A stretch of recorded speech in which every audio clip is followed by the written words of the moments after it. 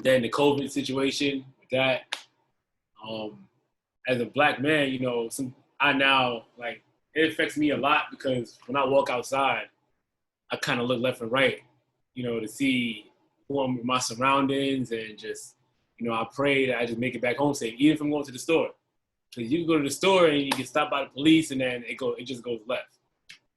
And when I try to bring awareness to my students, we always talk about this in class, but now I feel like it's hitting home. Everything that's happening right now in the news and on social media is connecting to what I've been trying to tell them for a long time, but because they never seen it, it didn't really affect them.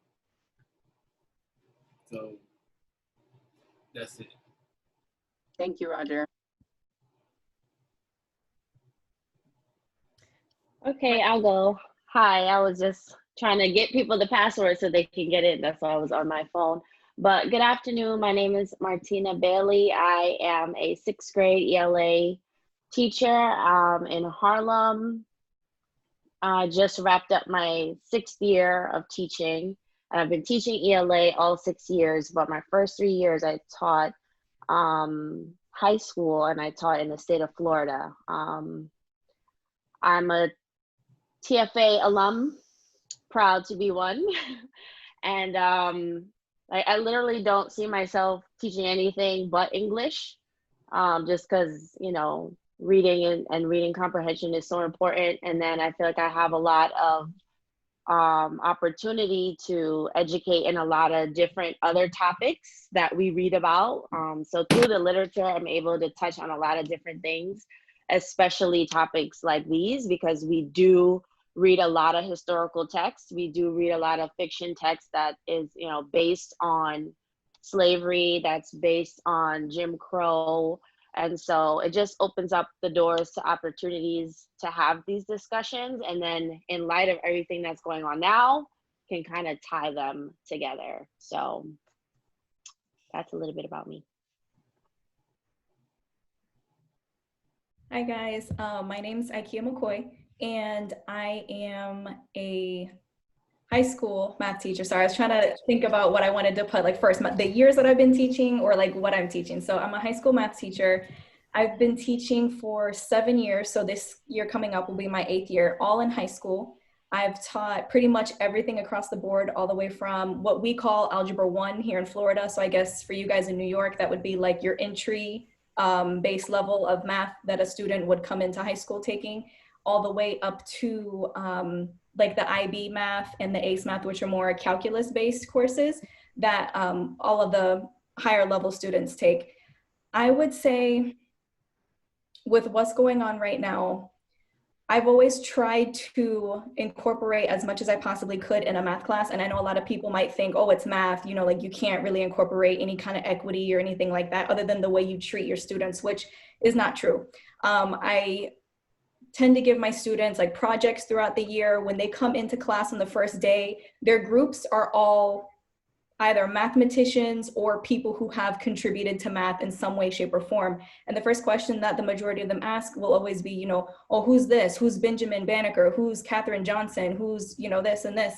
And they have like a monthly project that we kind of go through as like an all class project. So not anything super intense that they would have to do on their own, but it's just to kind of go through the history, because I feel like students need to know that it's not just, and I hope I don't offend anybody with this, but students need to know that it's not just like old white men who discovered math. Like it's everybody. Everybody had a contribution to this. So students need to know and students need to see the names in these people. But tying that into what's going on now, it's extremely important. And I cannot think of teachers who intend to go in the next school year and not think that they have to, you know, like really, really focus on this issue and incorporate it within their curriculum for sure.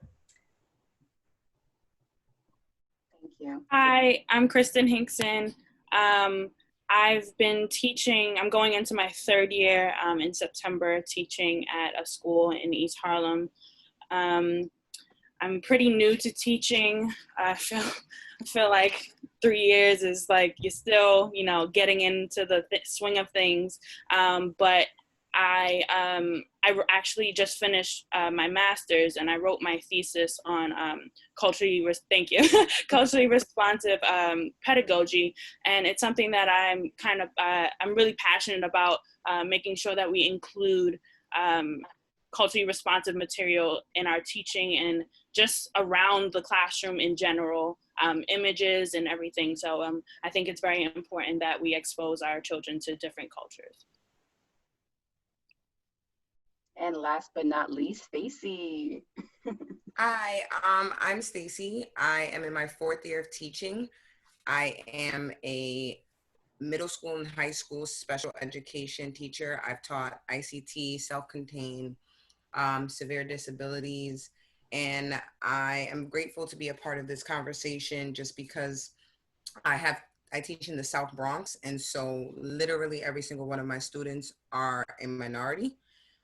They are part of a culture, some type of culture, whether it's Black, Hispanic, something, and they all identify heavily with what is going on in our society. And there are some who are very aware and bring up the fact that these things are happening in their educational system as well. So I'm very grateful to be a part of this conversation and have a platform for us as educators, parents, and anyone else who's on this line to speak on those things. So when I was first putting together this event and all the thoughts crossing my mind, I wanted to assess where everyone is at and having these conversations within their organizations, within their workplaces, within their homes. So Martina, to start us off, I would like you to answer, what is the current climate of these conversations in your school community? What does it look like? What does it sound like? Yeah, so I know we just wrapped up a little bit earlier than some of the other educators on here. So today's my first day of summer vacation, yay. But we were having conversations before we left, and we had a town hall just for this school. Unfortunately, we didn't get very far in that conversation just because our scholars, the chat was open. And they were just busy chatting and being inappropriate in the chat. And so we kind of had to end that, unfortunately. But within our grade teams on our other virtual classrooms, we were having those conversations with kids, and it mostly looked like giving them space to react. We were very hyper aware of a lot of the criticism that our network was receiving online. And we were also aware of the fact that not every parent wants their children to have these conversations at school. And so we just at first had it be a space where they could get some facts from us and then react in writing. And if they wanted to, they would share out verbally. And then this past week, we kind of continued it to where we had sessions where we just gave facts. And we tried to be objective and not really share our own opinions, but we also wanted to name the wrongdoing. And I think that that's really important when having these conversations at school. And I'm probably answering another question now when I say this, but we gave facts, we named the wrong, and then we just kind of listened. Just because, we didn't meet as an organization to say, this is how we're going to do this, and this is what you should do, what you shouldn't do. So we were just all just kind of just like, just treading lightly, but still, we all knew it had to happen. And, my daughter is in the elementary school, and I was able to kind of eavesdrop on her conversations with her teachers, and they had them every day during ELA. And I as a parent, was like very happy about that. And then there was a point where they weren't saying the facts and naming the wrong in the way that I needed them to, like as her teacher. So I said, okay, sit here. I'm about to address my class, but I need you to hear what I'm about to say. And so she got it a different way. I was like, I'm just gonna kill two birds. Just gonna give them the information, and you sit here. I need you to pay attention to what I'm about to say to them because I'm talking to you too. So, and then again, just opening the floor and giving them the space to just to react. And it was amazing what they said, and it also hurt. It also made me cry a lot of times, even just going back and reading some of the things that they posted, because they're not oblivious to what's going on. And so I was glad that we gave them that opportunity. I guess a piggyback question would be, do you feel like these conversations were able to happen more so after the recent events, or have you felt comfortable having these conversations throughout the entire school year? And some of the other speakers can also chime in on that one. That's a great question. And I think, like I mentioned before when I introduced myself, we do read texts that deal with these issues, but more so like kind of like what happened. Like we read the novel Chains this year. And so we read about a girl who was, recently freed just because her slave owners had died, but it was still during slavery times. And so she wasn't exactly free to anyone else but her. So we kind of gave the historical context. And so we read some informational text before getting into that book to kind of set the stage and help them understand the themes and the ideas. But I felt limited in that. And there was no like present day connection. So it kind of felt like disconnected and kind of just like, here's what you need to know so that you can read and comprehend this text at a high level and do well. And because, pacing of the unit is always, top of mind for every single teacher, we kind of just have to, again, what do they need to be successful? What do they need to be able to, understand the themes and the big ideas? And then we move on. So that's the long answer. The short answer is yes, since this happened. And since we, had the last week of school where we didn't really have anything like to do as far as academics, it gave us that opportunity to say, hey, like we read about this earlier in the year, remember? And these are the repercussions and, the things that are the residue of that, what happened when we read Chains so many years ago. Like this is still a long-standing issue in our country. So, yeah. Roger, I know that you use your Instagram platform daily to address these topics. What did that look like in school? It was mostly in the classroom. I teach math as well, but sometimes I just get emotional. And when I feel like my kids aren't giving it all, I understand that they just don't know better. So I that leads me to have these conversations and let them know that how far we are behind, and like let them know like with our skin color, we can't be average. And I will not lie, at least in my class, I can't control what you do in other classes, but here I need to change that mentality that you're not going to be average. You have to give 100% every day, because you and someone else could be in the same situation, but you're not going to get the same opportunity that other person because of a fluent background or their ethnicity. And it's not fair, but it is that way.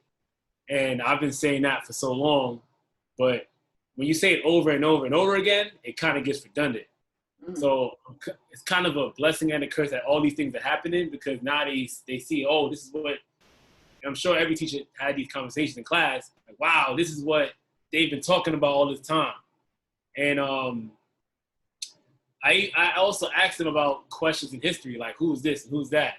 And they were like, oh, we don't know that. And I'm like, aren't you guys supposed to be learning these things? Like, you're supposed to know this.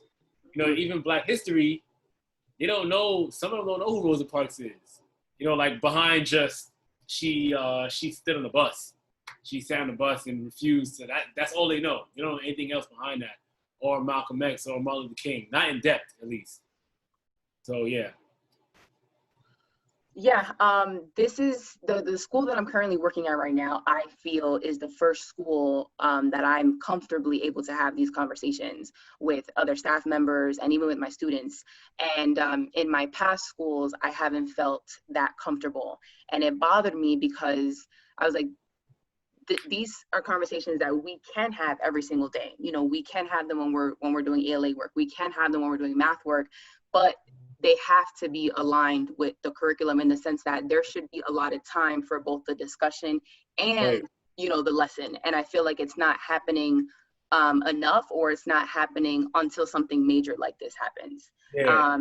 And so as going into my fourth year and just being more mindful of having more, I guess, discussions. I'm actually going to middle school next year, so I have what's called a homeroom. So I want to utilize my homeroom to be that place where we talk about these conversations and we talk about these topics, but I also want to be able to do that during all of my ELA periods. Right.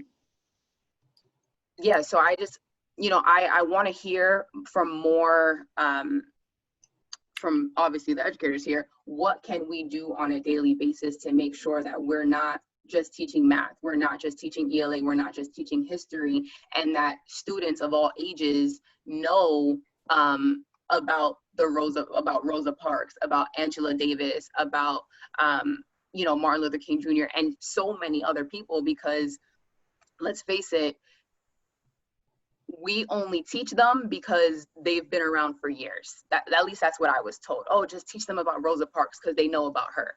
Teach them about Martin Luther King Jr. because they know about him. When in our reality, they don't.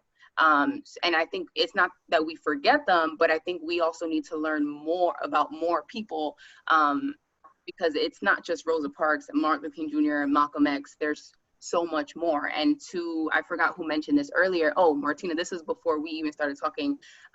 There's a lot of people who don't know about, what were you saying about, you and IKEA were having a conversation about slavery in Central America and how people don't know that, like, well, people don't know the history of that, and it's because we're not teaching it.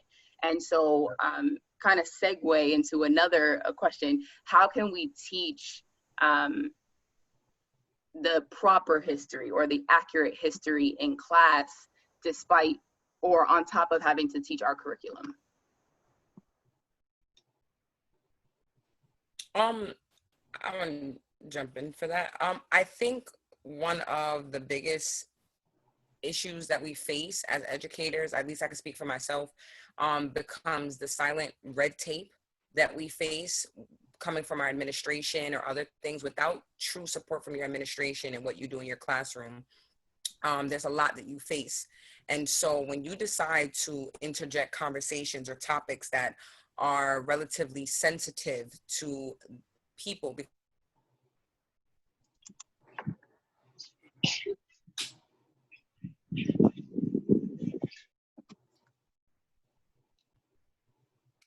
I think we lost her. I'm not sure. Stacy, you're frozen. Does anybody else want to hop into? to include, can you hear me? Yes, now I can. We got you back. Yep.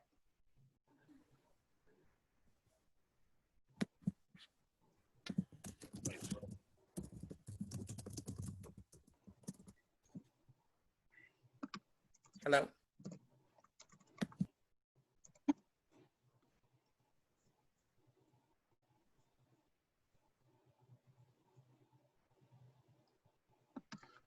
Okay, sorry. IKEA, Kristen, you guys are welcome to top, and Roger, you can continue, or Martina. Stacy is going to rejoin.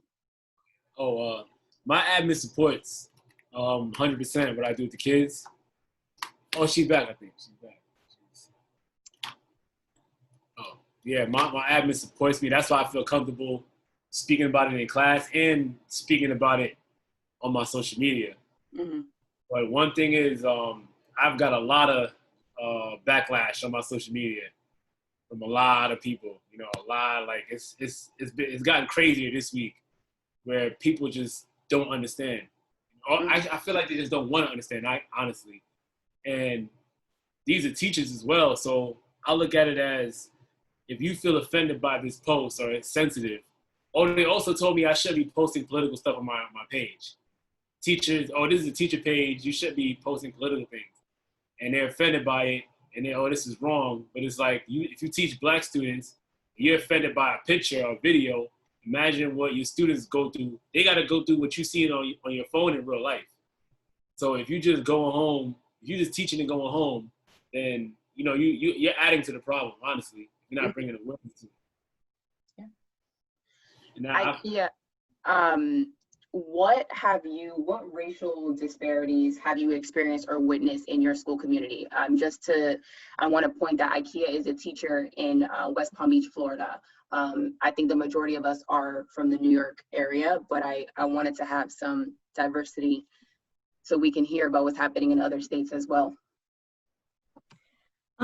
Okay, so there's obviously a lot, and I know that teachers who might not teach in majority minority schools, so, you know, schools who have a predominantly Black or brown population, a lot of them don't really see those disparities, and they kind of think that all schools are the same, when in reality they're not. So a few big ones that I have, because again, like, we could sit here and talk all day about disparities, right?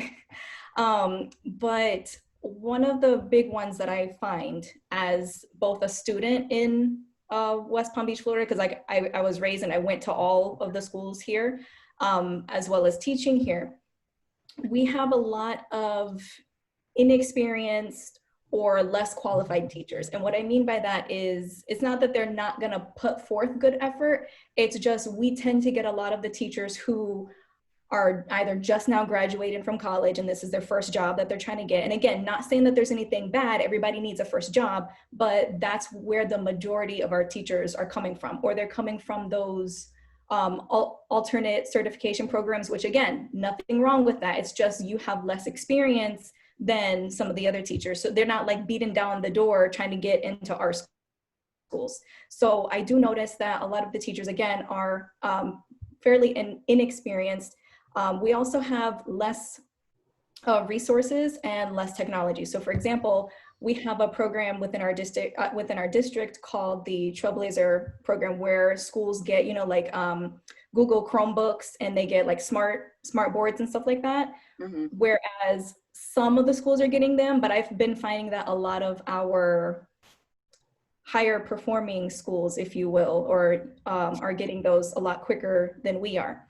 Also, I've noticed, and I was speaking with one of my students, Yasmin, I don't know if she's still here, but I was speaking with her, and she and I were having a conversation the other day, and we noticed that in our predominantly Black and brown schools, we're not being offered the same amount of variety that other schools are being offered. So what I mean by that is, you can take a traditional high school, I guess, if you will, and they'll have all these different options. Like they'll have AP calculus at both levels, right? Like the AB and the BC level. They'll have AP statistics, AP physics.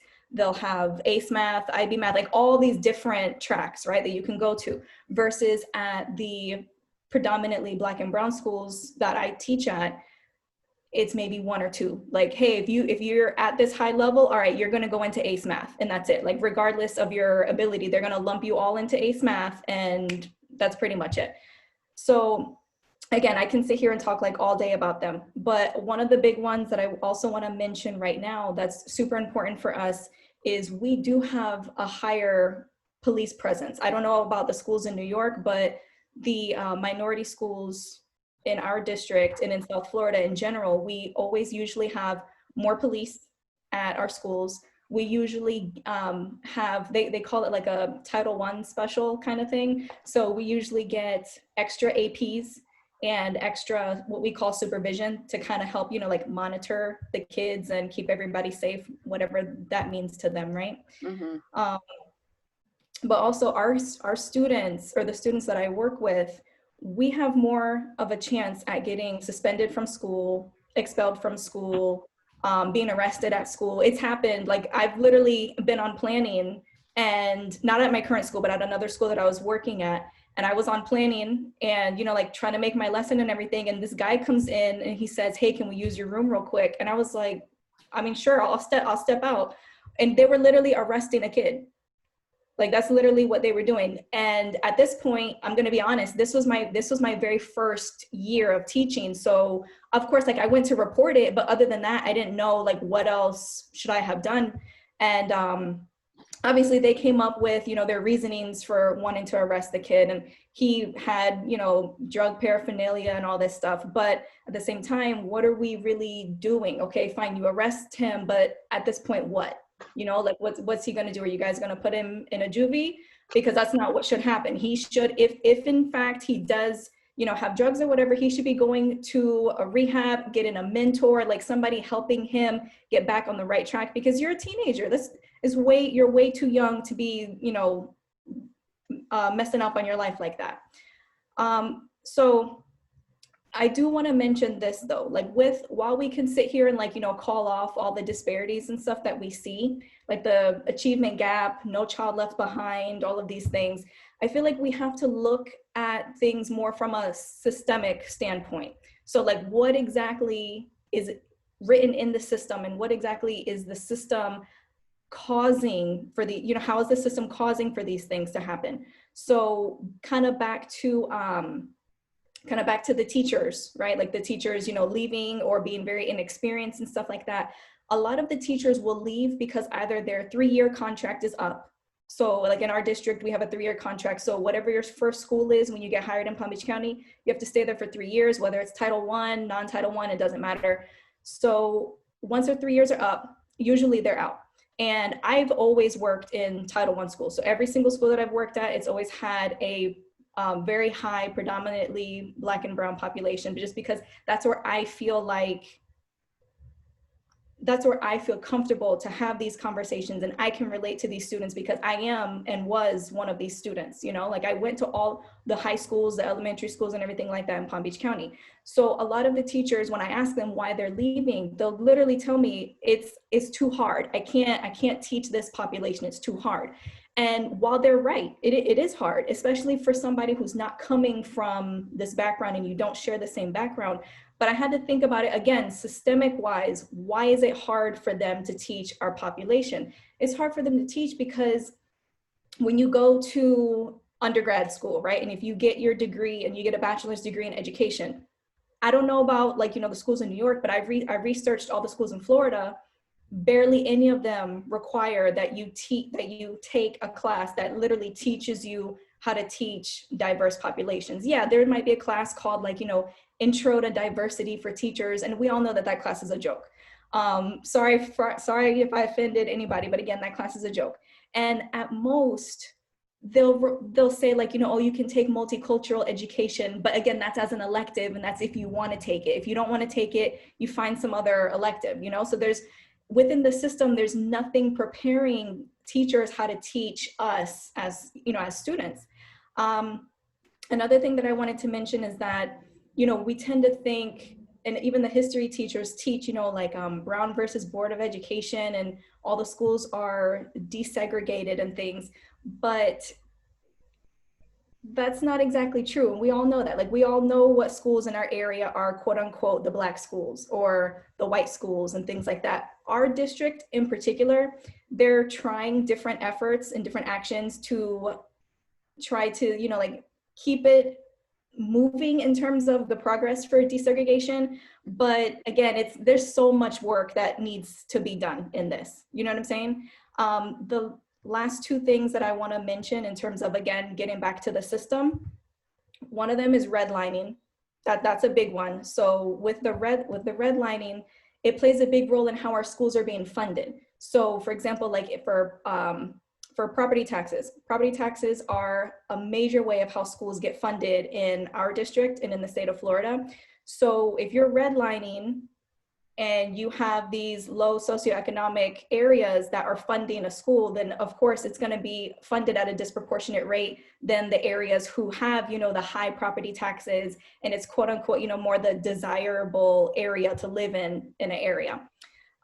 One last thing is Title I funding. So a lot of the backlash that I get when I try to present our case and why we're having such issues and why there's so much disparity, a lot of people will tell me, oh, well, you teach at a Title I school, so you get Title I funding. You guys get extra money.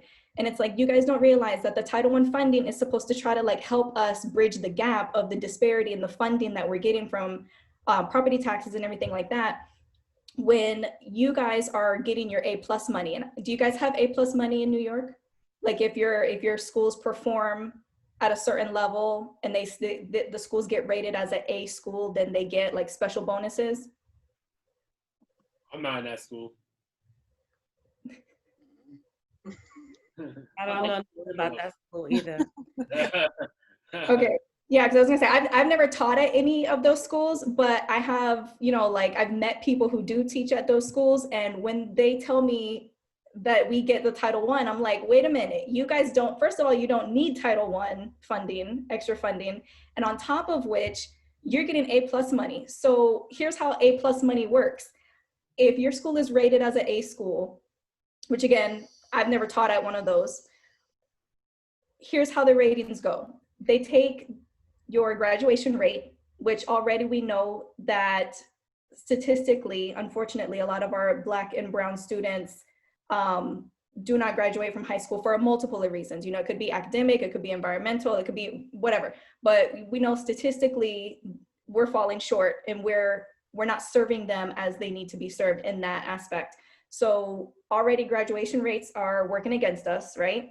Also, it's based on your student performance and learning gains on standardized tests. And we all know that standardized testing is racially biased. So if you guys are rating schools based on those two main factors, again, the system is already working against us. Like, how can we even try to catch up when, again, the system is completely against us?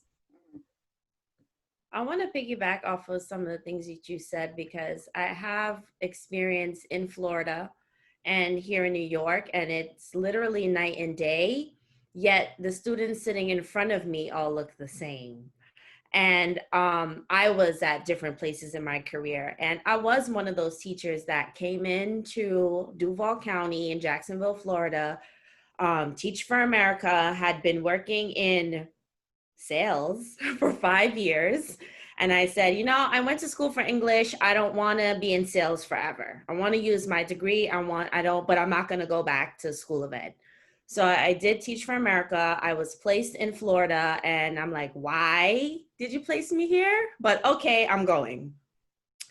Up and move. And the school that I applied for had a lot of history that really appealed to me, and the population also appealed to me. But it had a bad reputation, and it was on the bad side of town. And I was just like, well, those kids look like me, and you know, I'm from a Title I school here in New York. I can relate. But what I didn't know is that I couldn't relate. It was a totally different experience. And some of the disparities that I encountered as a teacher of color, one who was inexperienced, I had 6 sections with 30-something kids.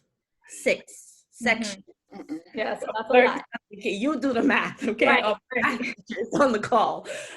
That's a lot of names, okay? So no, that's a lot of parents to keep updated and to keep invested, to keep on top of their kids' work when I'm getting 11th graders who are at 5th and 6th grade reading level. And I'm brand new to this, baby, okay? So I love Teach for America, and that's why like I'm a big like Teach for America like walking advertisement, because they supported me. 2 people in the, I said 2 people in the chat that I know are TFA. Okay, yeah. So if it wasn't for my, you know, mentor and for that organization preparing me, I would have been one of those teachers that left because I wanted to leave in October. But so there's that. And there's the disparity within the certification process, which was very frustrating and is one of the major reasons why I'm in New York back and not still in Florida, which I'm glad, you know, everything worked out. But I kept failing the exam. And it was frustrating because I'm like, you trust me to teach in front of kids for the past 2 years, but you're telling me that I'm not passing the exam? And the first time I took the math, it was the math that I kept failing. I was gonna say that's usually what's getting most people is the math. Yes, and it's not getting them. The math isn't getting them. The system is getting them. Right. And you can call me whatever conspiracy theorist if you want to, but every other person that I spoke to that was a person of color couldn't pass that. Come on. And we're teaching for how many years in front of kids? And the first time I took it, I had to wait 3 weeks for my letter that said that I failed. But then when you got my $200 again the second time, I ran out of time on the test. I got a printout in 5 minutes that said I passed. So I didn't do that much more studying, and I absolutely ran out of time. I didn't even finish the test. So how come I passed this time and I didn't pass the first time? Because you got enough change you got enough of my money that you think that I can pass now. So, but anyway, as you can see, I'm very passionate and still angry about that extra $200. There's a lot. I had a friend that kept failing the reading because English is her second language, and she had to go 3 times for it. So yeah, and I just don't believe that I failed the math test. I just I'm not a huge mathematician, but I just don't think that I genuinely failed that test. I just think that I had to pay them some more so that I can continue to do what I had to do. And then on top of, you mentioned the teachers being unprepared. My second year teaching, after I struggled through, felt like I survived my first year, still felt like my kids half of my kids should not have been promoted. But when I failed most of them, I got called to the principal's office and I was asked, why does my grade book look like that? And what did I do? And so I went on to list everything that I did, that I tried to really prepare my kids, 6 sections, 33 kids in each section, trying to call all these parents, you're a first year teacher and TFA at that. So you're going hard, you're there after school, you're really passionate about it. And I'm going off to my principal, and my principal basically told me that I was doing them an injustice by failing them. That I was doing them an injustice by having such a high bar when, he used the terminology, and this is one of my biggest pet peeves. These kids are not going to meet that bar. You're kidding. And I was livid. And I was basically told that I had to give them some kind of assignment to get them up to a C. And that I had to change their grade. And this was every semester. I mean, when we had teacher planning day and they were home and we were at school updating our grade books, they would be on the grade book looking at it minute by minute by minute and trying to say, oh, I could turn that in right now. I could turn that in right now. What you just gave me a 0.4. I could turn that in right now. Oh, can I redo these 10 assignments? I'm like, that was 3 months ago. No. And I really tried to, give a hard no, but I couldn't.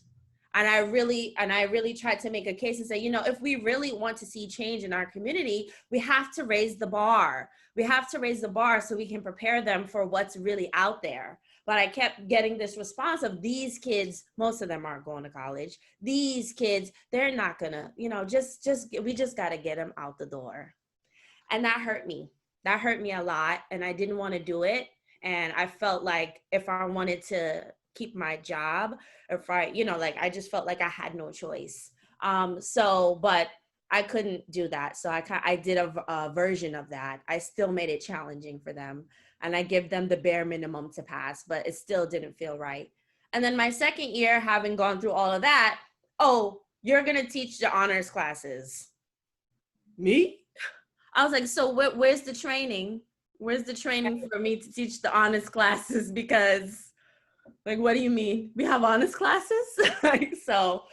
I think that a lot of the disparity is not just, it is what you mentioned with the redlining, the funding, but it's deeper than that. It has to even do with the teacher preparedness and just the teachers who really want to, which is everybody here right now, wanting to do the right thing, make the right change, dismantle the system, and our hands are tied a lot of the time. So I actually wanted to, that's like a great segue into, so before I got into my first school, you know, I already knew that I was going to be teaching, but when I started telling people, oh, this is where I'm going to be teaching, my first job was actually in West Harlem, and they were like, ooh, keep your expectations low.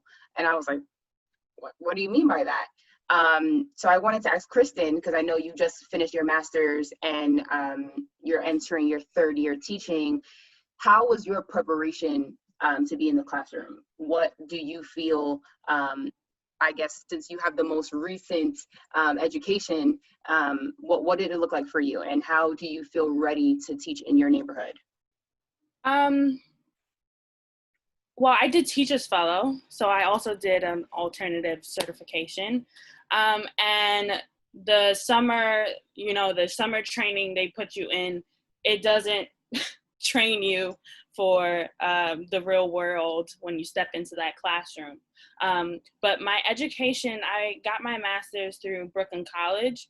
My education, I thought, was prepared me well for my my license, which is special education.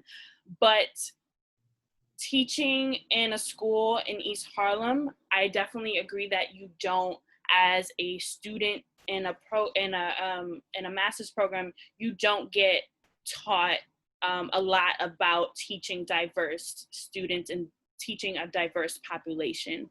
I think a lot of my experience comes from who I am as a person and how I was raised, and me being from Harlem. I've been born and raised in Harlem. So this is my community, and I know, you know, I know the community, and I think that helped me out a little bit teaching in East Harlem. But I definitely agree that schools don't prepare you for teaching diverse populations. They teach you for your license, right, which is very important, but also that other part of it in teaching, because we do teach in New York City, and this is a diverse population of students. Whether you teach downtown or uptown, you do get different students coming in. So I don't think they do much to prepare you for teaching a diverse population of students.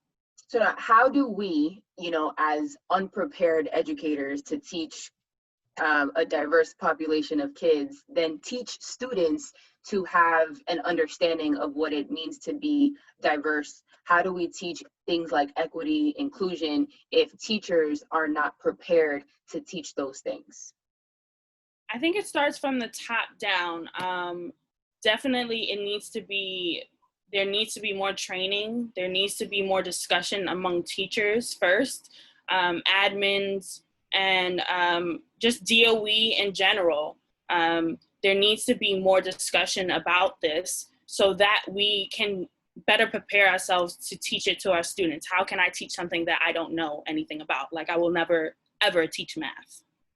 Because I don't know how to teach math, you know? I'm not good at math. So I think it starts from the top down, and there needs to be more conversations about this. There needs to be more discussion. There needs to be more training. And so that we are more prepared to teach our students about this thing. And then we ourselves need to do our own education, teach ourselves. There's plenty of resources out there. So I think making sure that we're well educated on our own to help our students. I've been a little bit choppy this whole meeting, so hopefully everybody can hear me finally. I definitely agree with the administration, coming from the administration down. As a special education teacher, I've noticed that a lot of the kids who are having initial meetings to get diagnosed with disabilities are a lot more of our Black and brown students. And what's happening is a lot of times I'm being told to analyze a student because they're aggressive or because they're this or that, when a lot of times sitting down and having a conversation, you find out that a student's more misunderstood. The person handling them, the person speaking to them doesn't understand them, doesn't, a lot of educators that don't look like them feel that they're bringing themselves down to their level rather than they are having a conversation with a child. And administration does a very good job of feeling like their hands are always tied. they're always constantly reverting back to their boss and their boss's boss. And so I feel that educators, and this is just the truth, we essentially don't quote unquote have a lot of power when it comes to administration, but that's only when we stand alone. The reality is that educators are required. They need us. You know, we do have a contract. I was a union rep in New York City DOE, so I am aware that we have contracts and rules and regulations we have to go by. However, we are the majority. The educators, we are the people who they need regardless of the situation. And so a lot of times things that I've done in my school is I get my whole grade band together. And when the whole grade band is agreeing in something, administration doesn't fight as much. I've also done things like invite counselors into the room, have conversation with the counselors about what I want to speak about. And I let them sometimes introduce the sensitive topic, and then I go off of them and I use whatever the red tape is that they give me in my favor. And so I would say a lot of it comes down to when you're in a school and you're home, regardless of how hard it is. Aki, I know you were talking about teachers leaving because it's hard, but it's hard because you haven't, for those teachers, sometimes you haven't figured out how to get around the tape in your place. How do I get the lessons that I want to get across and not get fired at the same time? that's where you get to. You're at this little fine point. And I know because I tiptoe the line a lot. I'll be completely transparent. I'm 4 years in, and it's my third school, and this is my second year at this school. And when I got hired, I told them straight off the bat, I fight for my students above all else. So if that means towing the line, I will toe the line if I feel like it is worth it for them. I will get fired for a student if it's in their best interest. And I think the fact that I'm here 2 years now, they've kind of realized like, okay, she's not backing down. And I've gotten able to do a lot more. There were no multicultural. My school is all minority. There was no multicultural celebration. We did not celebrate Hispanic Heritage Month. We did not celebrate February. We didn't do any of these things. And it didn't make sense to me because my principal is Black.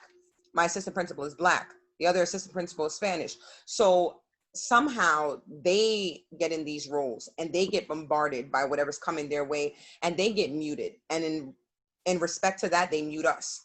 So I would say the only way that I found way around it is roping in everybody. I rope in the paraprofessionals. I rope in anybody that I could get my hands on, that we have like minds, or we have the same goal or the same message, and we put things together that they can't. I made a step team. They didn't want to have a step team. But then when the colleges and Fordham University wanted them to perform, suddenly everybody wanted a step team. They wanted to be on TV all of a sudden. They wanted the school to be there. So just like, I will say networking, things like this, networking, doing what you have to do. Schools want to be in the limelight. At least for me, I'm seeing right now, the DOE is going to make it sound like social distancing education went well. They're going to say that it was amazing. We did a great job and how awesome it was. But I also on the back burner was told that I can't fail any students, regardless if they failed all 3 marking periods before getting into social distancing. So by averaging that out, and I'm not really that good at math, you can't possibly pass without getting a 90 if you failed all other 3 marking periods. So, these conversations are the conversations, unfortunately, that educators have to have. And I think with the way society is going right now, it is becoming more prevalent for us to do this, but I don't feel that it needs to stop at all. I feel like we have a momentum and it needs to be kicked into hyperdrive. We need to get our voices as loud as possible, and we need to do it respectfully because we know how to, but it has to be done. It just has to. And so as educators. Oh no, continue. Go. No, I just wanted to piggyback about what she said about working within the constraints, because that was literally what I was thinking when you originally asked the questions, what can we do? The first thing I thought about was be creative, right? Because you have to, you can't go against what your contract says or anything like that, but you still have a responsibility, to the population of kids. And that goes for all kids, right? So not just Black and brown kids. Like, this is a conversation that needs to happen in education. And I think it's one of my pet peeves when certain schools and certain populations think that they can opt out. So I would say be creative, like, Stacey Ann said, but then also empower the scholars. So my second year, when suddenly I was an honors teacher after surviving my first year, I taught a ACE class called Global Perspectives, and thank God there was a three-day training that I went to. And I loved that class because it forced the students to come up with their own research question. And so I've kind of taken this whole concept and applied it to now what's going on. So how do I teach race? How do I teach equity? I expose them to what's going on, and then I make them come up with the research question, and they're going to do the research. They're going to become the experts, because that's what we have to do, right? Because I don't know about you, but when I was in elementary, middle, and high school, I didn't learn much about Black history, okay? And I know now a lot more has been taken out of the textbooks, or there's not even a textbook, or they're not even talking about it. We don't do anything in Black History Month in my school either. So how do I teach it to them? I make them go out and find the information. And then I'm still gonna now tie that to some other standard, right? I'm gonna tie that to critical thinking and analysis of a text. I'm gonna have them bring me the sources, and I'm gonna teach them how to evaluate those sources for their reliability. So I'm like teaching other things, but then I'm using that content of what's going on or what has happened to kind of get to these different things. So we have a potluck every year, but that's it. We have a potluck. So I'm like, okay, so we're not just gonna sit and eat and watch Netflix. Here's what we're gonna do. I gave them a research project. Find out about your heritage, talk to your parents, do the research. And then on top of that, you're gonna learn some oral presentation skills. You're gonna put together a PowerPoint, and you're gonna present on your culture.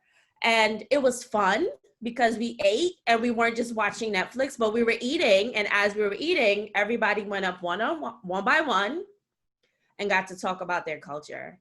And it took me back to what we were talking about before this started, IKEA, when I told you how when I was in elementary school, people wanted to tell me, you're not Guyanese. No, because you don't look Indian. You don't look Guyanese. Nope, you're not.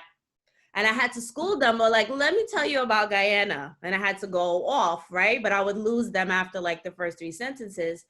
So, so this potluck was an opportunity for our kids to learn about each other in a way that's like, no, this is my culture. I did the research. I talked to my family. This is how we dress. These are the foods that we eat. This is a little bit about our history. And that also teaches tolerance. That also avoids like bullying, right? Because nobody can't go up to you and say, you're not this, right? Because that's fighting words a lot of the times. Like, what you mean? How are you gonna tell me where I'm from and about me? So be creative, like Stacey Ann said, work within the red lines, within the constraints, but put it on the scholars too, right? Make them go out and find the information, and then teach them how to evaluate the information for its reliability. Teach them to find the bias, right? And a lot of the sources that they're gonna, especially because we know a lot of where their sources are from on social media, and we're guilty of this too, right? So question the sources, all that. So we're teaching them critical thinking in doing that. So that's like my approach now, because I don't have it in my curriculum. I can't make time for it. So I have homeroom. I have those 30 minutes every day. I have that potluck. Let me tell you, we're doing that multicultural project every year. As long as I'm there, and as long as there's a potluck, there will be a multicultural project in grade 6.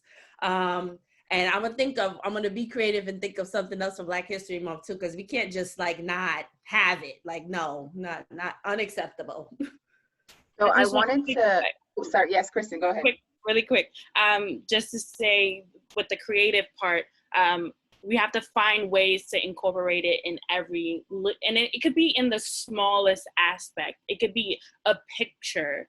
It could be a quote on the wall by a certain person, or using a Black author or different types of author from different backgrounds. But just finding those little places that you can input those things and input these conversations about inclusion and equity, and just finding little places, and I think can help build that, even if you have admin that is giving you pushback.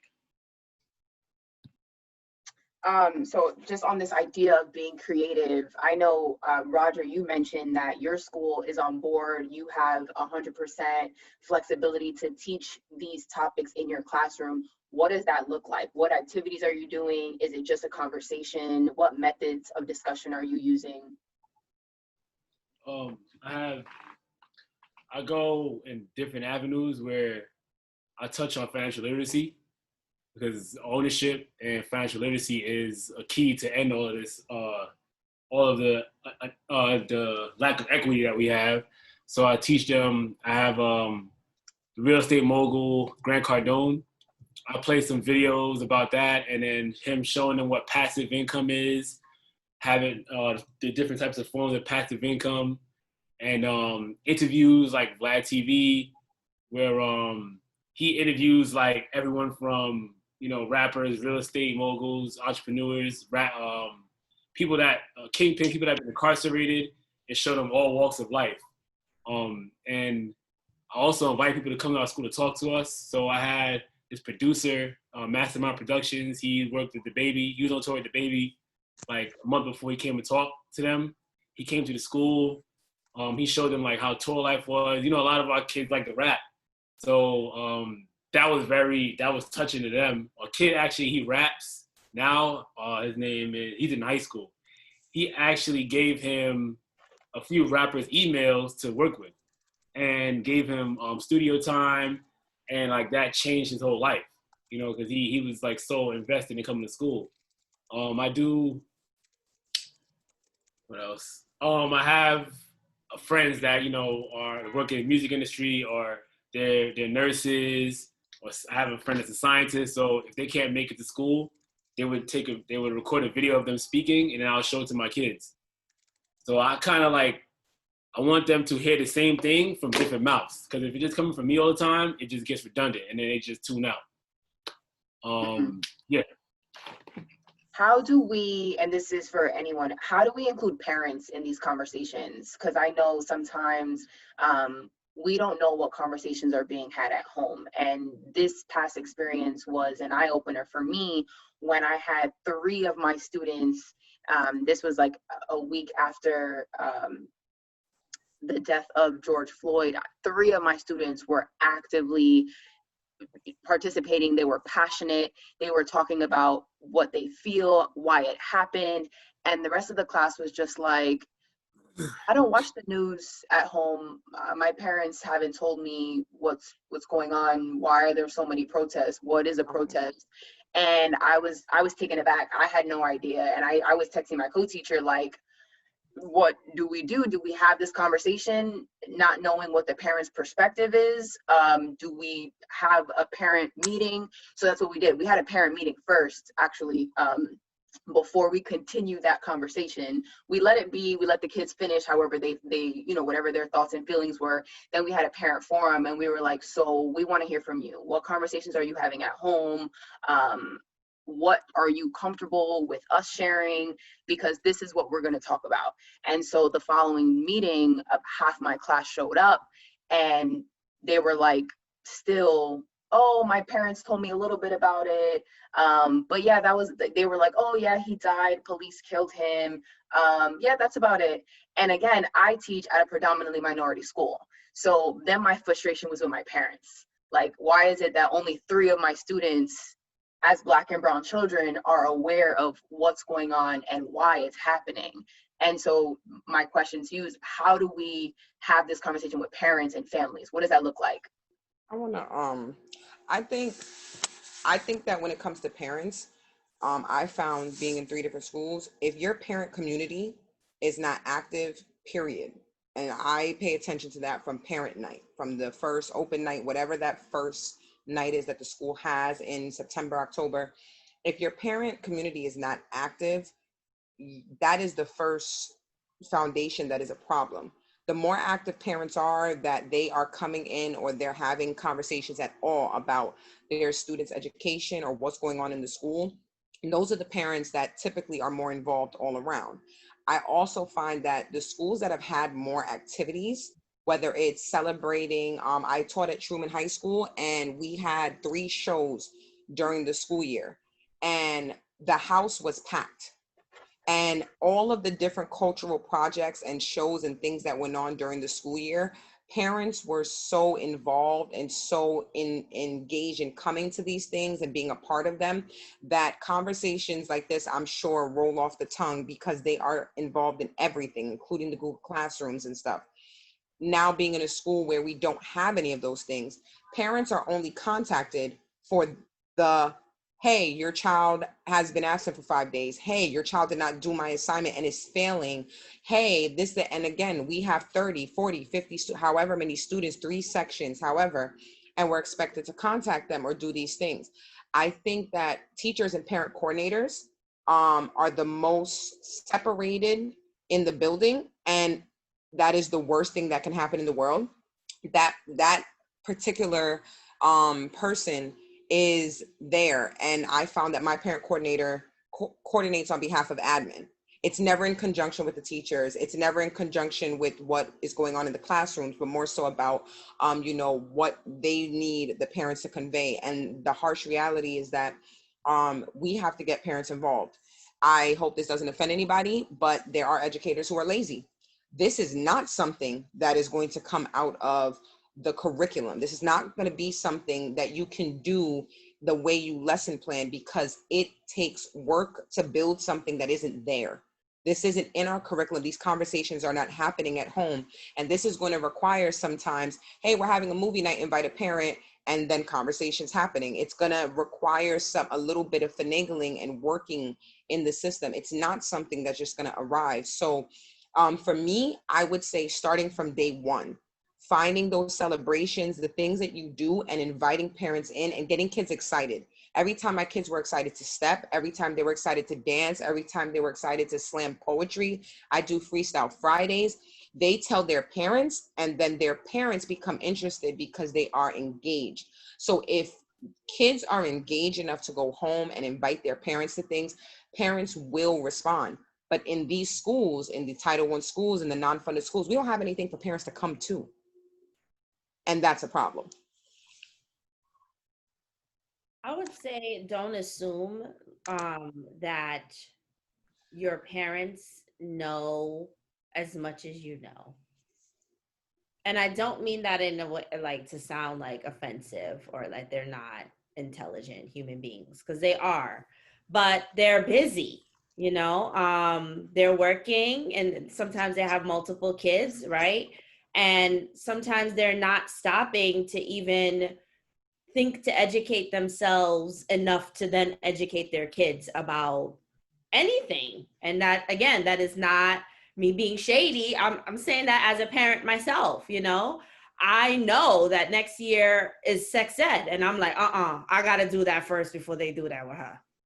But that's because I know it's coming, but a lot of our parents are not thinking about, I have to sit down and have this conversation with my kids.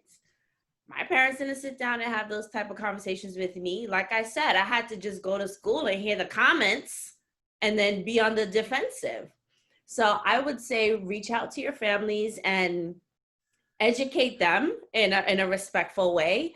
I know by this point, I feel like everyone has seen the Black Lives Matter card.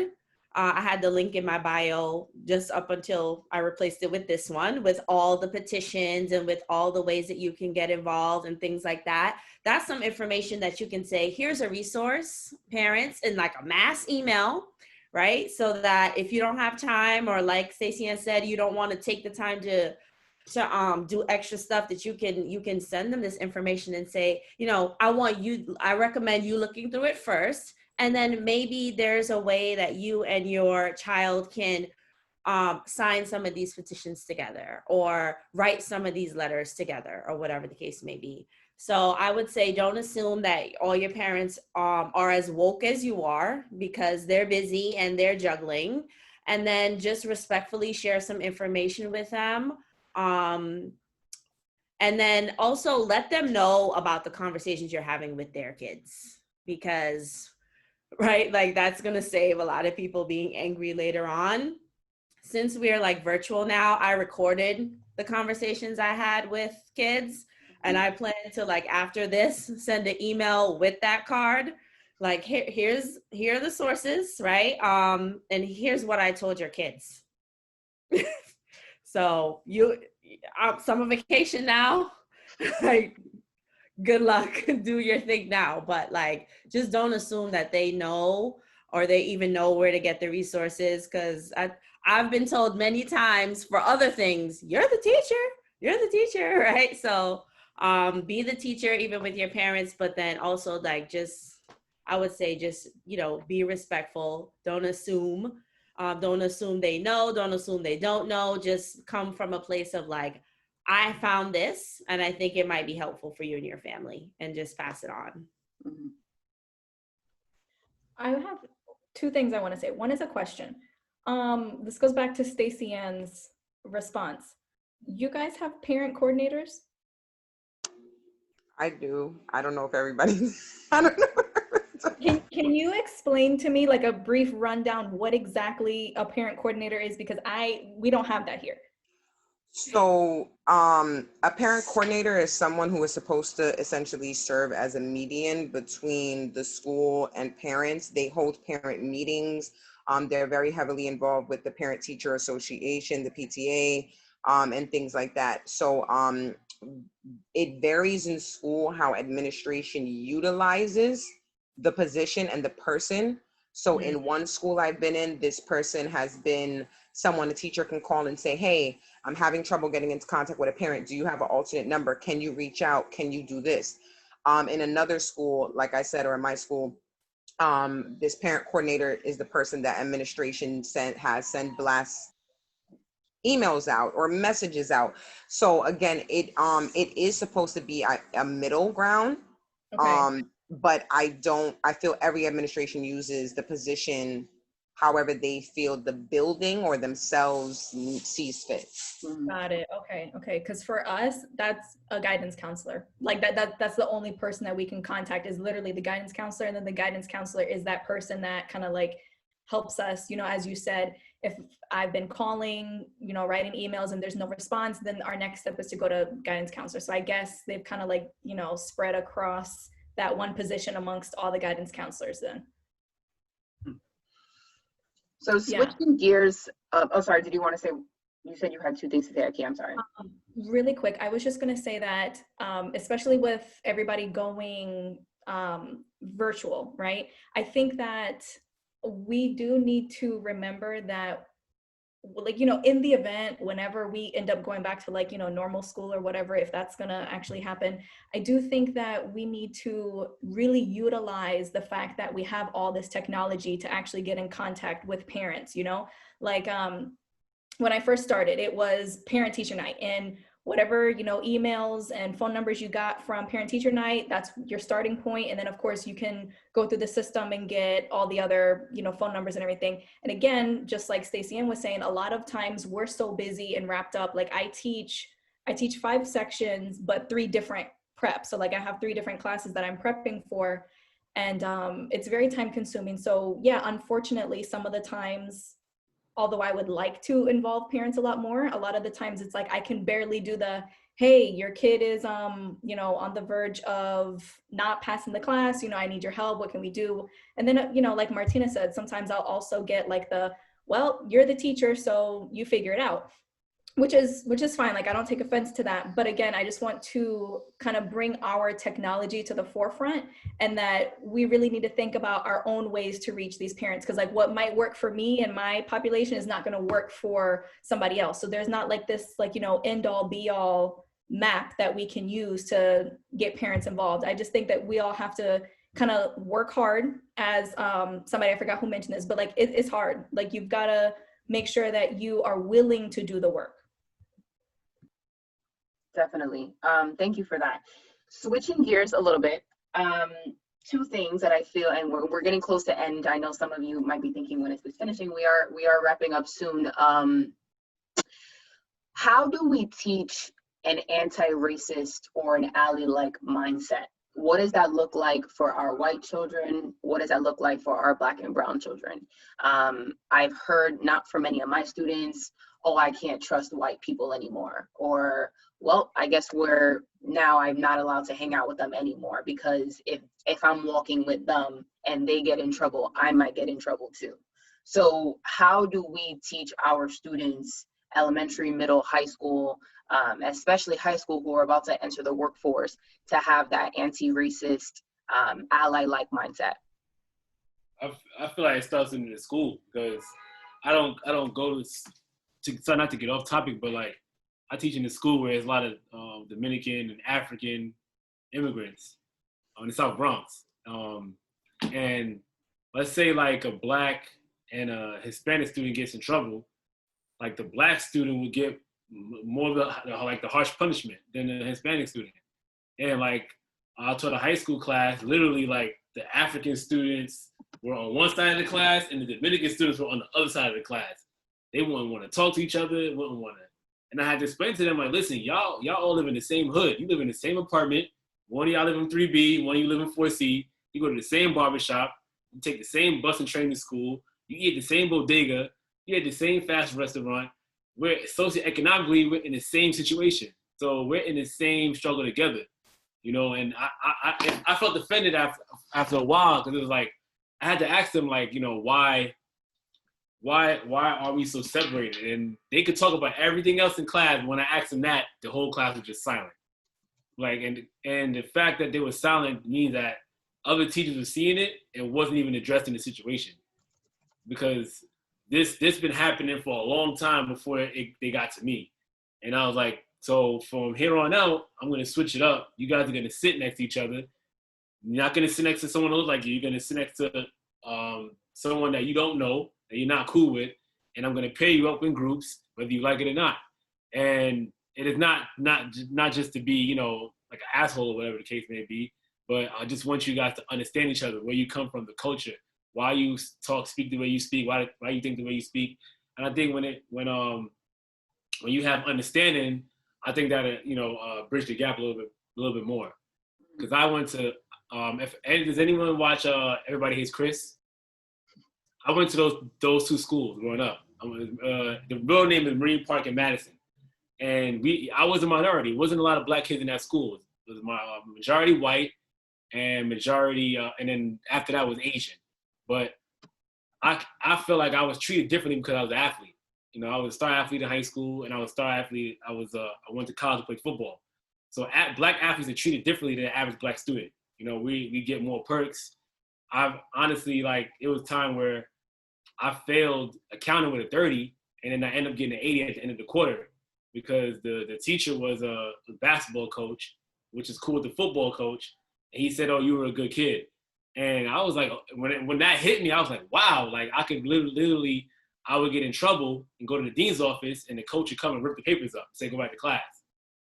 So like, sometimes I can't even really speak. Unfortunately, I feel like in America, you know, when you're Black and you're an athlete, you know, you're treated differently than, you know, an average Black person. But then when that stops and you're back to a regular person again, you're just like, oh my gosh, like, this is how everyone else is treated. And so I can't really, it's hard for me to answer that question, because like a lot of white people treat us differently, you know, growing up. Even when I got hired more because he liked that I was an athlete.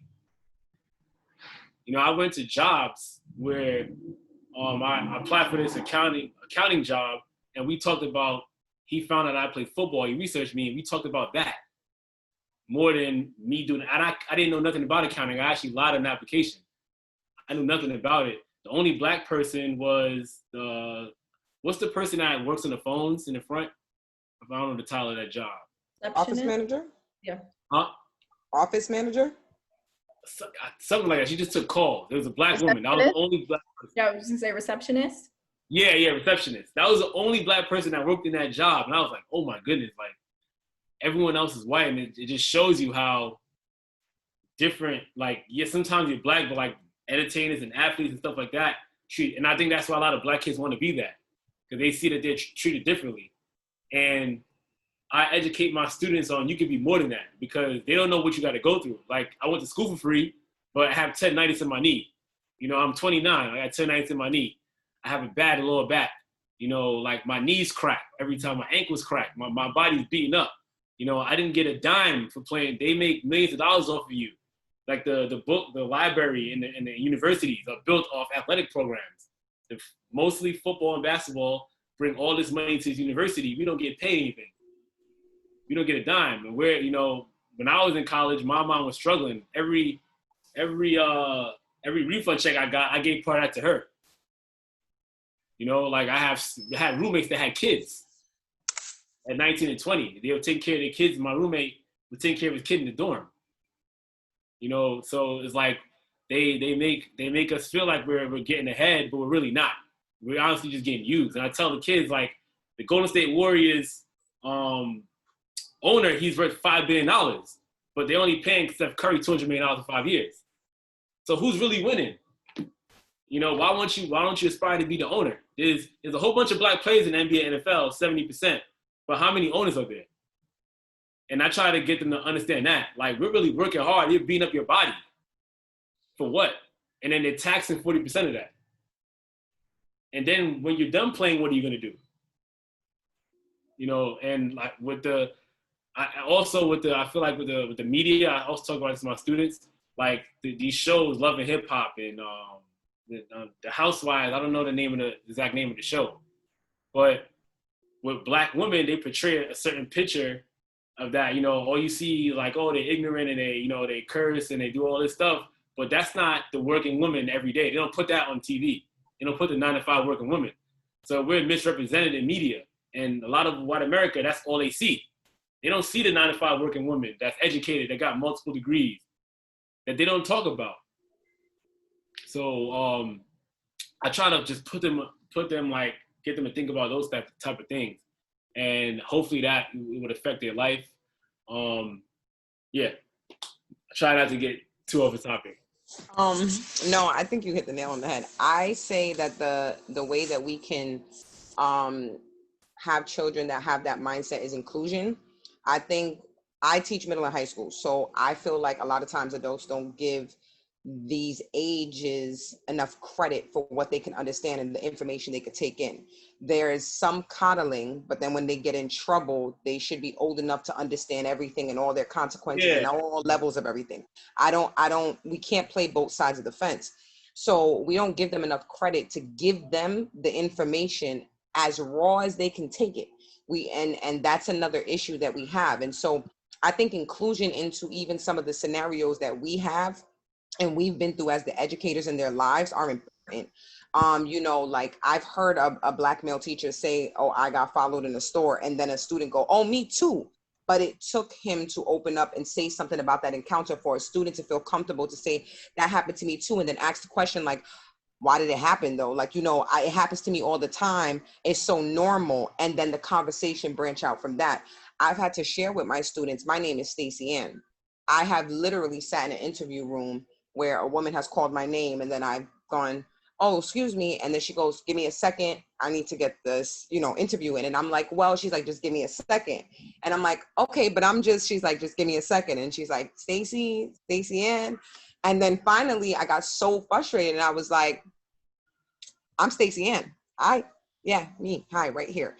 And then even when I got into the interview, I got the job and everything, and then I turned it down. And when they asked me why, I told the supervisor about what happened in the front, and I just said I wouldn't want to even work somewhere where I instantly now feel like my paper, my name got me so far in the door that you couldn't even believe that my name was my name. Like that just didn't even add up to me. It just seemed such a horrible experience. And so those conversations I have. Sometimes I have to have conversations with my students where they haven't been outside the South Bronx or the Bronx at all, right. Barely New York. And then when I tell them where I've been or things like that, they get confused and they start to ask me how old I am or things like that. And when I tell them how many degrees I have, because I have 2 masters, they get really freaked out. They get like really like nerve wracked, like how did you do that? How did you do this? And they don't have conversations enough to see what opportunities they have because someone's always telling them. I know what's annoying to me. We take the kids to Hostos, Fordham, Lehman, 7,000 times a year. it makes me so irate because there are so many other schools. And I'm not even going to lie either. If I hear one more adult tell a child about community college before they tell them about a university or even a trade school, when you hear a boy say that he's into cars and you don't even foster that intention and that drive that he has because you're so focused on a 4-year university that you don't take into consideration his passion, then we're doing something wrong. The only way that we can get students into this growth mindset is to include them in society as it's going on. Stop excluding them from what's going on because they're living it. They're not outside of it. I would like to piggyback on that. With a lot of Black and brown kids want to be athletes, I have to help understand, like, your talent doesn't mean anything. Do you understand you have to take the SAT to be academically eligible to receive an athletic scholarship? You know, if in some of these kids they're happy with a 65, that is not going to get you in a 4-year university. That's not even going to get you. That probably not even get you into some junior colleges, to be honest with you. But if you want to play basketball or football or whatever the case may be, you at least have to. And first of all, we struggle on the state exam, you know. So the SAT, like, we have a long way to go. You know, we have a long way to go. You know, and I tell them about that because when I was a kid, I was never told that. And then to prepare for the SAT, those prep classes are like $1,500. What kid in the Bronx, you know, have that money? $1,500, period. Forget for whatever, it doesn't matter. Like, they're such at a disadvantage that it hurts me sometimes. They don't even know. Like, but because they don't know any better and they see what goes on in their community, you could tell them you could believe and achieve all you want and give them so much game. Once they step outside and they go in their community and they see what's going on and they go home and they see what's going on, it's just like those 8 hours of what you were telling them just goes away because the other 16 hours is just, you know, different. It takes different that. And then, like, even growing up in my house, you know, even in the Black community, you know, your grandmother, you know, lived with your mom and, you know, and your aunt, and no one ever leaves or moves. So these kids grow up seeing that.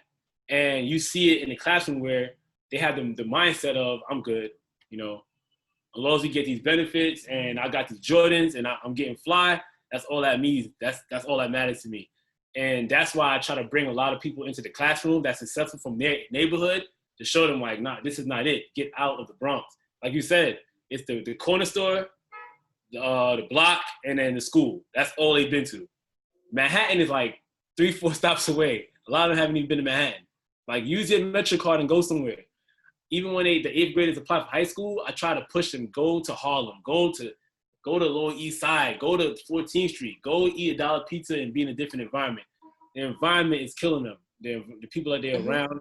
But I also believe when we're talking about the Black Lives Matter movement, I feel like a lot of teachers need to come back to the hood and to these schools. Imagine if all of the dope Latina and Black teachers came back to these schools and Title I schools and flooded them. The mindsets would be different. Like everyone that has a mindset like us, if we came back to these schools, to the kids that really need help, imagine the conversation they'll have about public school now. Because public school gets like a bad name because we're comparing it to charter school, and that's another conversation. But, you know, I feel like we're talking about it now, and Black Lives this, Black Lives that. You know, put your money where your mouth is and come back to these schools that people have been running away from. Because it's not enough of us in the school. It's one of us, and then it's everyone else that's making these kids feel comfortable with being average. Yeah. Like, I see it, kids come to my school, they come to my class, they do it. Oh, we gotta work hard. Like, that's, you just see it in their face. Because they came from the other class, and I look in the window, they talking, doing whatever they want to do, kikiing, having a good old time for the other 5 periods, and then you come to mine, damn, we gotta work. Yeah. You know, that you can see it in their face, like they sigh, and it's like, and it's terrible. It's amazing the presence that kids, when they feel a connection with the adults that are around them, because that happens in my school when they see certain teachers or certain adults walk down the hallway and they're doing something they're not supposed to be doing, and then I'll hear like, Miss Williams is coming, and I'll be like, next to 4 other teachers. What did I just popped in the hallway? But you're not wrong. And I think that something that I noticed, I grew up in Westchester, so I grew up in Yonkers. Going to school in Yonkers was different. And even though there was so much going on, I ended up at a school that had so much more opportunities than some of my other friends. And how we ventured off, like 5 of us, and went to different high schools, and the way that the funding and the way that different things happened and who went where played a lot of difference. The environment is a huge thing. My school for high school senior trips went to Greece and Spain. And I was like one out of how many Black kids? So guess who didn't go to Spain and Greece? I didn't go to Spain and Greece because my mom couldn't afford it. Yes, But the right. opportunity, like stuff like that, that's there. They didn't think to themselves like, hey, let's fundraise and see how many tickets we can give to children, or how can we not ask children for money for this? Things like that. Like when we do things, we have to take into consideration already knowing where our kids are and give them the best opportunities that they can have. We don't teach home ec anymore. We don't teach finances. I have no problem with math, but I'm going to be so honest.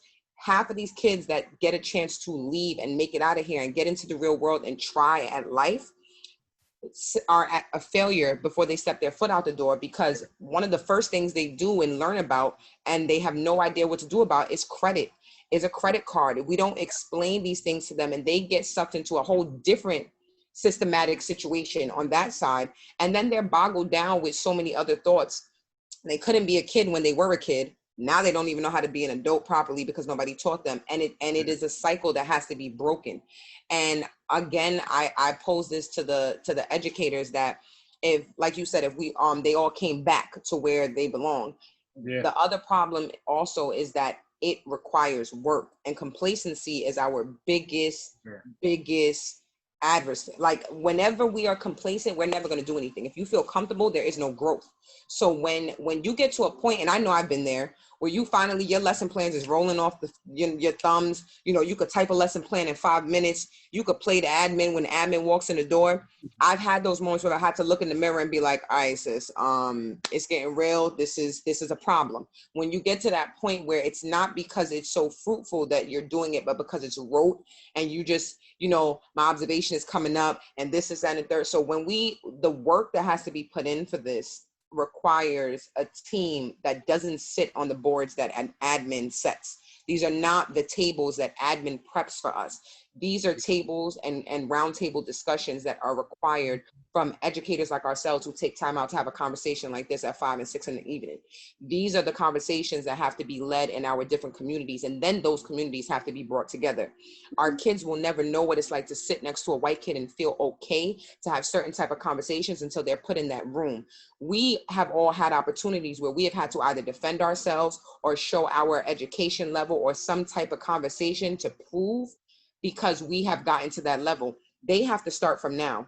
There is a charter school upstairs from me, and my kids do not want to engage with them because they don't know how. They cannot defend themselves in a conversation and have facts to defend themselves because they already feel outnumbered. The schools themselves are in the same building, walk separate staircases, do not interact with each other. The adults are even pushed to not interact with each other. But if we had a debate club, and they debated in the building, if they were pushed, healthy competition is real. And if they were pushed enough to even just interact, have lunch, sit down, have clubs that actually they would have the opportunities to do that. They would learn how to be a part of society in a blended society. But we don't do that. We don't get enough of that. But again, like I said, it can't be in the hands of administration. Administration's hands are so tied. They are flying a plane while trying to fix it at the same time. And they don't have time to give educators what they need. We have to take it for ourselves. It's just a fact. I want to speak to that charter school experience because I teach in a charter school. And I used to teach in and it's a public charter school, and there's a lottery. And one thing that I think we need to remember when we're having these conversations in our schools, and just, like we're doing now, coming from different schools and different places, I think we have to remember that these are not just conversations that need to happen in the low performing schools in the Black and Brown community. Because I think, Imani, your question wasn't just anti-racism, but allies, right? And so that means we have to include the allies in the conversation, and we have to make this a conversation that's happening in any school, charter, public, private. Like, we all have like that responsibility. And thinking about what Roger said, I'm going to bring it back to the disparity that I mentioned earlier within the teacher certification program and teacher preparation. And so a lot of times teachers don't come back, not because they don't want to, but because they got bills. Yeah. They have kids, they have cars and rent. And if they might genuinely have that passion, but it's just so hard. And I'm speaking personally for me, because I still follow my old high school on Facebook, and I much rather be in sunny Florida than in Brooklyn, and Queens and Manhattan winters, right? But it was so difficult for me as a single mom to get my certification in the state of Florida. It was just like, they just wanted to make it so impossible for me financially and with the amount of hours and studying that I had to do. And it literally makes no sense that I'm in front of kids for how many hours a day, how many days a week for 10 months of the year. And then you want me to find all this other time to do all these classes. I already went to school for that. Plus I'm in front of the kids. You gave me honors classes, you gave me this, I done paid for all these tests, and I still have to jump through and take all these 15 classes or go to this school and get 30 more credits for this and this and this. Yeah. So, when the time came, I was like, what do I do? Hey, I'm gonna go teach at that charter school that says I don't need a license. And I come with my 3 years of experience, right? And I can come with my degree, and that's enough for me to be in front of kids. That and the background check and the fact that I've been in front of kids for the past 3 years. So, and that's, I'm not the only one that had to make that choice, right? And where I am, I will never leave. And I'll tell you why. Because I am not giving them any more of my money to do what I've been doing for 6 years. Pay me. Okay, that's where I am. I need to get paid. And so I can still make an impact.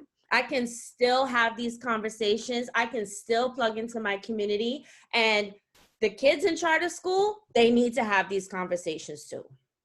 And so it's not, leaving out anyone. And I'll go to anybody's public school if I'm invited, and I'll collaborate and all that other stuff. But I'm not going to go through, because that system is jacked up too, and it's on purpose, right? And it makes no sense. Why can't I have reciprocity in New York State when I've been doing this over here? So it's like you can't win.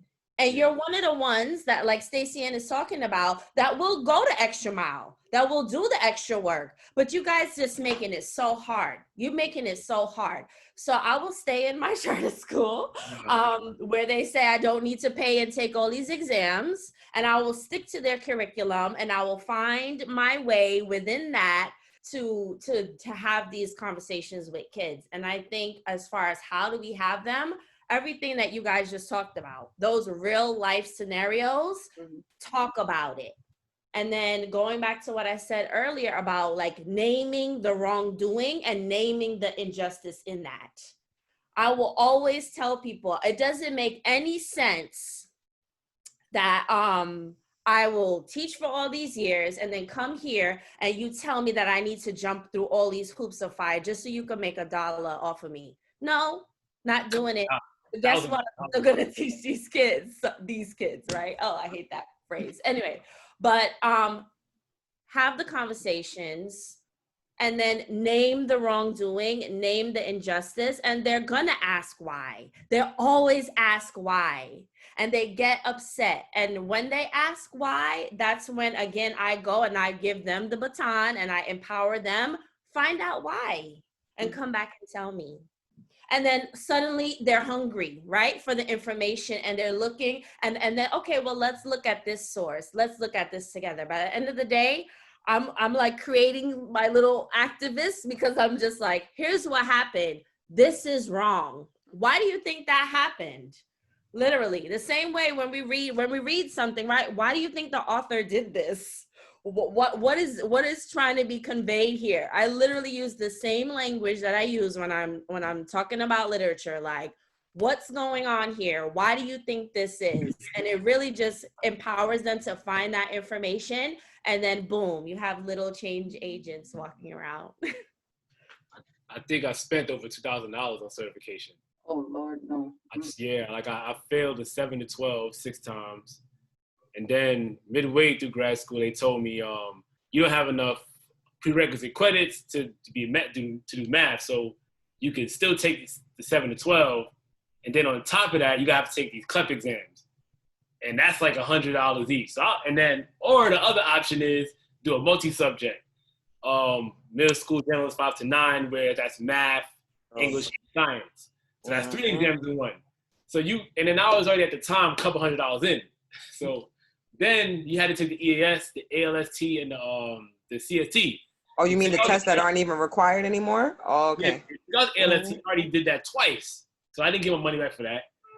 And then I ended up passing the middle school generalist. So I took the math 3 times. I passed on the 3rd time. I passed English on the 3rd time. And I passed the science on the 1st time. Then the TPA, it got voided the 1st time. That's $300. The 2nd time, I paid someone another $300 to review it and revise it because she used to grade it, plus another $300 to submit it. So I was like, I'm at $2,000. And the only reason I passed the math and the English because I started working with white people. Because I'm like, they're passing on the 1st time. They not studying. What am I doing wrong? Yeah, what am I doing wrong? My Black and Hispanic friends, we failed it together. We study in law night and day. And then they're telling me, we go to these workshops where they already give you the questions and the answer to the test. Mm-hmm. So I'm like, okay, I got like 10 answers for the English exam, but I only passed about 3 points. So I'm like, something's wrong here. Something's really wrong. How did I fail by 3 points when I didn't have those 10 questions, and I'm only passing by 3 points, and I had the 10 questions, and I finished 30 minutes early. So I feel like and then I talked to someone the other day, I don't think I can say their name or where they teach, but she's in another state. She failed her exam. Her father told her, you know what you gotta do? She was like study hard. He's like, no, change your race. So she took it first time, failed by 3 points. She changed her race and passed by 57 points. And then it clicked to me, this is some bullshit. This is like I didn't want to say that a couple years ago because I didn't want to seem mad because I was failing it. But now I have like a validation. Like this is like a race thing because it's not making any sense. It's not making any sense. Like how all my Black colleagues in grad school are failing this exam. We the only ones failing it. The Black and Hispanic people crying. You paid all that money, you studied, and then you got to wait 2 months to get the score. A week, a month. By the time you get the score, you just got everything you studied, so you got to start from ground zero. You're not wrong at all. I'm a teaching fellow, and we sat in Pace University in one of those ridiculous rooms that have the large, where the professors stand, and we were taking a course on the EdTPA, and I'll never forget it. Our scores all came in at the same time, and all of us are on our phones sitting there. And when I tell you that everyone that was crying, including me, and frustrated out of our minds because we had taken these tests 3 and 4 times. I think it was the math at this point. I promise you not. The people who were sitting down didn't look like me. And when you were saying that just now, I was sitting here like blown out of my mind because I remember it so vividly. Everyone hugging each other, everyone telling each other, yo, we got this. Just take it again. It's going to be all right. Yeah. Don't worry. We were bawling. But the people who were sitting down, not at all. Not a minority was sitting down at all that had an issue with that test. And I truly, I don't believe in conspiracies or anything, but I do believe in when we check those boxes, it means something somewhere. If you put it on these things, it has to mean something. There's a reason why, because otherwise, why do you need the information? What does this serve? And yes, there are surveys and statistics and things like that, but it can't all be for that. because you know when you read my name, like we're saying in the chat, you read my name, you see my race, and you have already put together a picture of who I am before you see me face to face, regardless if it's a test, a job interview, or anything else. So I don't disagree at all that these things are made for students, for us, for students to fail all around. I'm actually moving to Atlanta, and I just found out they're going to take away standardized testing and teachers' observations for the following year coming up. And I'm ecstatic because I would love to see what we should be capable of doing without having to teach the test anymore. And I'm excited to throw in things when administration says, bring what you know, bring your knowledge. If you have something you know, but you can never do it because it never fits into the curriculum. So I'm super excited to see what can I do this year, my first year being in this school, because I don't have to worry about teaching you guys a standardized test anymore. Your grades and everything that you know, you should be so much more willing to step out and be part of society than you should be willing to take a test and figure out how to highlight something right now. The world does not work that way. And I say it all the time, like I will never forget getting a $3,000 credit card and not knowing what to do with it at 18, and nobody having said to me that a credit score is your lifeline for your life.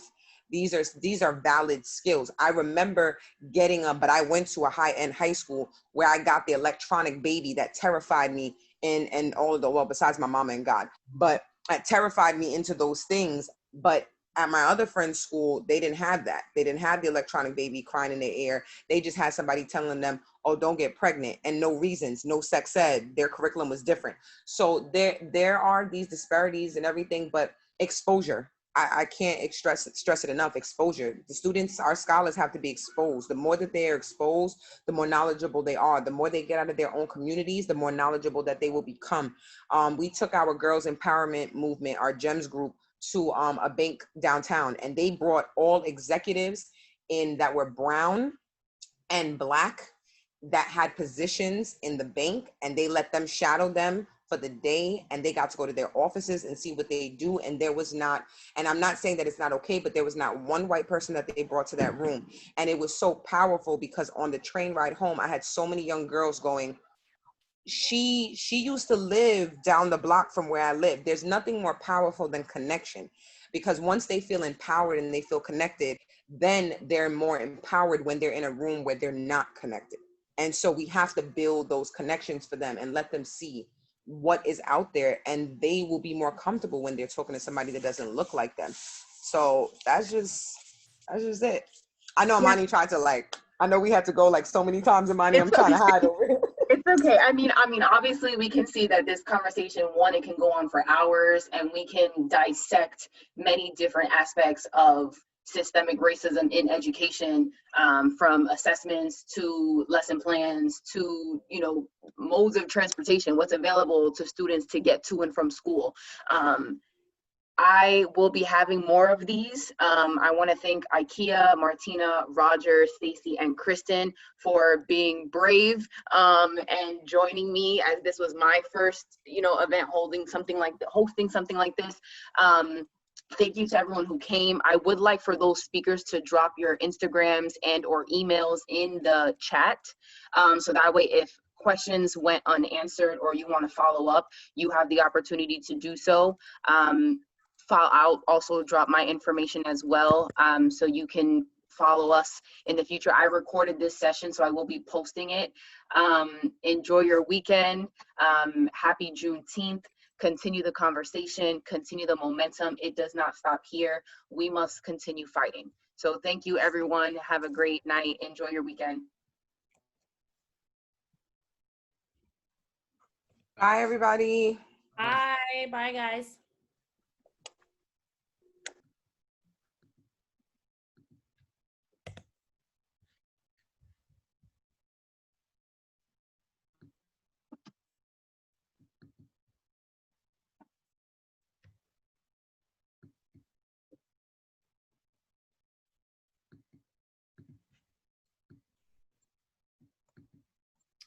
Okay, got it. All right.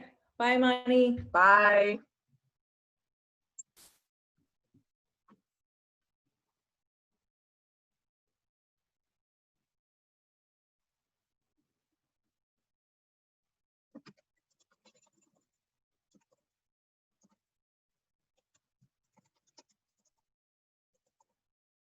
Imani, I'm so proud of you. Thank you, Herbie. I'm so proud of you. Lord Jesus, Imani growing up. I'm just leaving it open so that people can grab the Instagram names or the email addresses. But I'm truly thankful for those of you coming. I know there were parents, educators, you know, people who work in all different professions that joined tonight. Hermie, thank you. I know you're super busy and you're a mom, but thank you for taking the time out. Look, it definitely, more conversations like this definitely do need to be had, so people really do understand how deep this is rooted, because it's not just a quick, you know, oh, you're white, you're black, you're Spanish. No, it's very, very deep rooted. So I think more people need to have these conversations, especially coming from teachers, because teachers are literally on the front line with our kids every single day. Yep. Every single day. So you all see so many things that we do not see and that we don't encounter, especially with the school system. So thank you so much.